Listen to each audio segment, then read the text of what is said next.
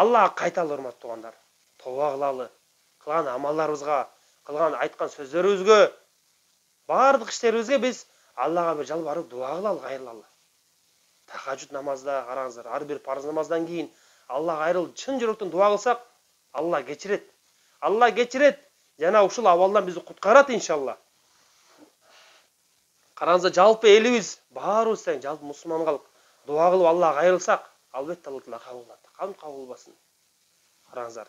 Ошого биз бир кайгы муңга чөгүп, өзүбүздү жоготуп, адам өзүн жоготуп эмес, өзү колго алалы. Мусулман күчтүү болуш керек, күчтүү болуп Аллага жалбарып, биз мүмкүн бул караңыздар, биздин өзүбүздүн жаман амалдын кесепетинен, жаман сөзүбүздүн, жаман ибадаттын кесепетинен ушундай акыбал келип атат.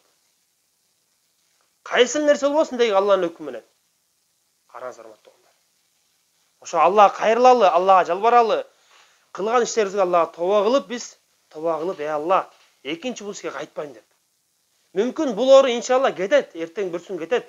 Бул кетет. Мындан кийин башка оору келиши мүмкүн. Биз даяр бололу да. Кеткенден кийин жыргалчылык келип, жеңилчилик келгенде биз кайра дардаңдап кетип, кайра эле өзүбүзүнө менменсинип, өзүбүздүн кыйындыгыбызга таянып, бийлигибизге, байлыгыбызга таянып, жогокалы нерсе керек жок, урматтуу туугандар.